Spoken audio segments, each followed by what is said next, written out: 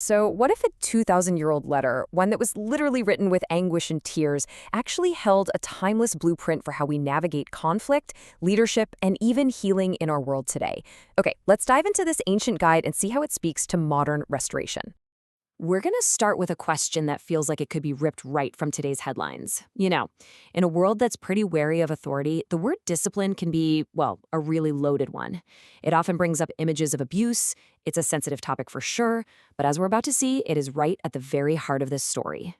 So, the scene is set with a broken relationship. You have a leader, the Apostle Paul, who makes this incredibly difficult choice to cancel a visit he had planned to a community he deeply loved, the church in Corinth. And this wasn't just some casual change of plans. This decision was born out of some serious pain. So, why would he do that, right? Why risk alienating the very people you care so much about? Well, let's unpack the surprising wisdom behind a leader choosing to stay away in order to prevent even greater anguish down the road. And here, we get to hear from Paul directly.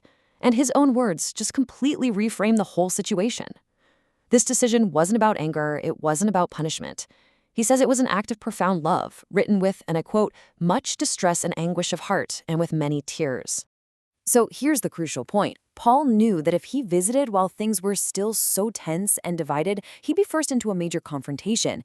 He was acting with real wisdom here, delaying his return to give them the space they needed to heal, instead of just showing up and aggravating the wound.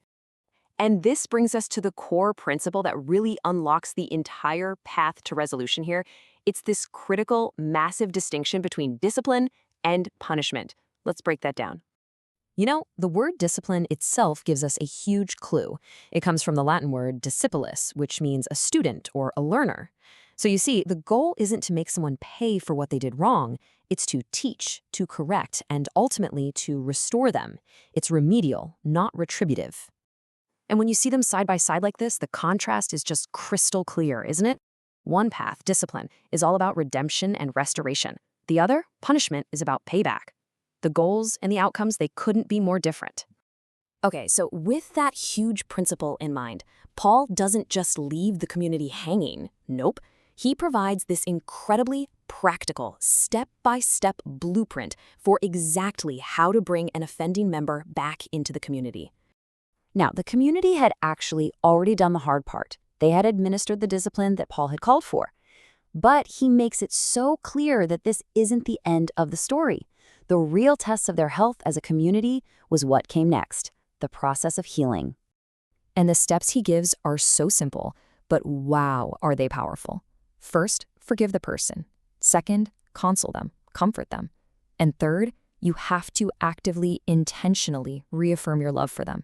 It's a really clear path from correction all the way back to connection.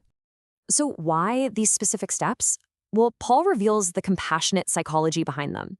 The whole goal is to prevent the disciplined person from being completely crushed by their own guilt and sorrow. See, discipline without a path back to love can lead to despair, and that's a failure for everybody. This whole situation gives us some timeless lessons for any healthy community. Forgiveness for someone who is repentant isn't optional. You can't use their past mistakes to create some kind of permanent second-class citizen. This whole process is a test of a community's character. And to withhold that forgiveness is to let discord and division, what Paul calls playing into the hands of Satan, win. So what's the bigger picture here? Well, the impact of this restored community goes far, far beyond its own internal health. And Paul uses this absolutely stunning metaphor to explain its effect on the outside world. But first, we get another little glimpse into Paul's humanity. He was so anxious about how the Corinthians would respond to his letter that he says his spirit could not rest. I mean, he was restless, filled with concern for these people, until his partner, Titus, finally showed up with the good news that they had reconciled. This overwhelming sense of relief just sparks one of the most vivid metaphors in all of his writings. He pictures a victorious Roman general coming home from battle, parading through the city streets. And as they march, the air fills with the powerful scent of incense. It's the fragrance of victory. Paul says a reconciled, forgiving community is just like that incense. It gives off a distinct spiritual fragrance in the world, what he calls the aroma of Christ. It's this influence that radiates outward, a testament to the power that brought them all back together. But here's the really challenging part. This aroma has a dual impact. To those who are drawn to this message of reconciliation and forgiveness, it is the beautiful fragrance of life. But to those who reject it, that very same scent is perceived as the smell of death. A healthy community is never neutral. Its very existence is a powerful statement. And that brings us to Paul's own humbling conclusion.